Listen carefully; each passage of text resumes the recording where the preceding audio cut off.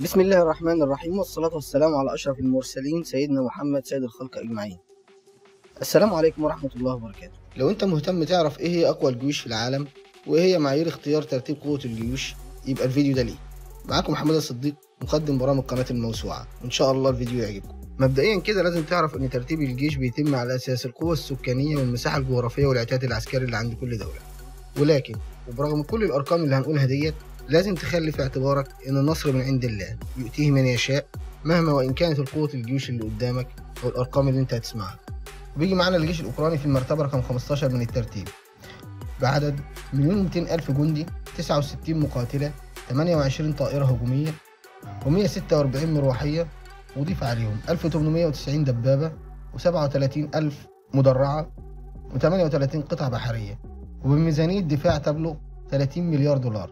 نيجي بقى للدولة العربية الوحيدة في القائمة وهي مصر في الترتيب رقم 14، وهي الثاني في الشرق الأوسط ب1,470,000 جندي، و240 مقاتلة، و88 طائرة هجومية، و417 مروحية، و4664 دبابة، 10 مدرعات، 13 فرقاطة، 8 غواصات، 2 حاملة مروحيات، وبميزانية دفاع تبلغ 4.35 مليون دولار. وفي المرتبة 13 الجيش الإندونيسي ب 430,000 جندي، 41 مقاتلة، 33 طائرة هجومية، 190 مروحية، 314 دبابة، ب 14,444 مدرعة، و10 فرقاطات، و4 غواصات، و808 مليون دولار ميزانية دفاع.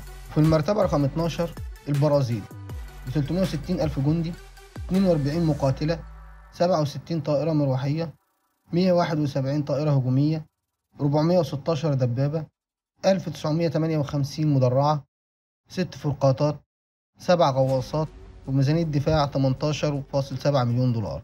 وفي المرتبة 11 الجيش التركي ب 425,000 جندي، و205 مقاتلة، 588 مروحية، 2229 دبابة، 13,270 مدرعة، 16 فرقاطة، 12 غواصة، وبميزانية دفاع 25 مليار دولار. في المرتبة العاشرة الجيش الإيطالي ب 170,000 جندي، 92,000 مقاتلة، 84 طائرة، 462 مروحية، 197 دبابة، 6,908 مدرعة، 13 فرقاطة، 8 غواصات، 4 مدمرات، 2 حاملة طائرات، بميزانية دفاع 37 مليون دولار.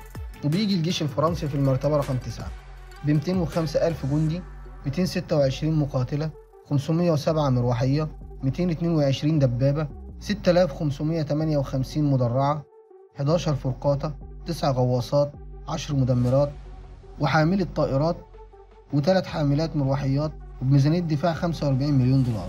وفي المرتبة رقم 8 الجيش الياباني ب 240,000 جندي، 217 مقاتلة، 685 مروحية، 1004 دبابات، 5,500 مدرعة، 4 فرقاطات، 21 غواصة، 36 مدمرة، و4 مروحيات، وميزانية دفاع تبلغ 39 مليون دولار. وفي المركز السابع الجيش الباكستاني ب 654,000 جندي، 363 مقاتلة، 407 مروحية، 3,742 دبابة، 9,950 مدرعة، 6 فرقاطات، 9 غواصات، وبميزانية دفاع تبلغ 7.5 مليون دولار.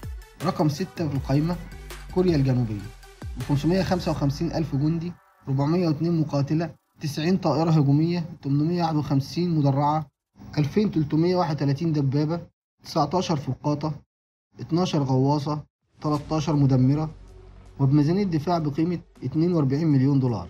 تيجي بريطانيا في المركز الخامس ب 194,000 جندي، 119 مقاتلة، 26 طائرة هجومية، 266 مروحية، 227 دبابة، 5,015 مدرعة، 12 فرقاطة، 5 غواصات، 6 مدمرات، وبميزانية دفاع تبلغ 50 مليون دولار.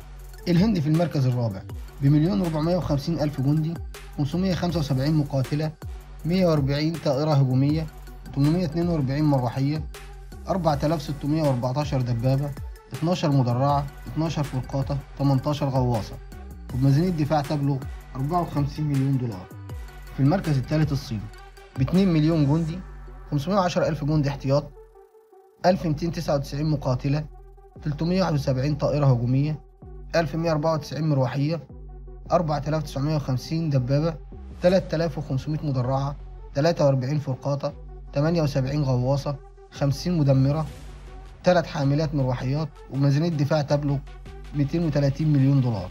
وطبعا الدب الروسي في المرتبة الثانية بمليون و300 ألف جندي، و733 مقاتلة، و744 طائرة هجومية، و2068 مروحية، 12566 دبابة، 3000 مدمرة، 3000 مدرعة، 511 فرقاطة، 70 غواصة، 15 مدمرة، بميزانية دفاع تبلغ 82 مليون دولار.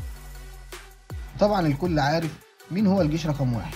أيوه، الجيش الأمريكي بتعداد جنود يبلغ 1,390 ألف جندي، 442 ألف احتياط، 1914 مقاتلة، 843 طائرة هجومية، 6567 مروحية، 5500 دبابة، 45 ألف مدرعة، 68 غواصة، 92 مدمرة، 9 حاملات مروحيات، 11 حاملات طائرات، وبميزانية دفاع تبلغ 661 مليون دولار.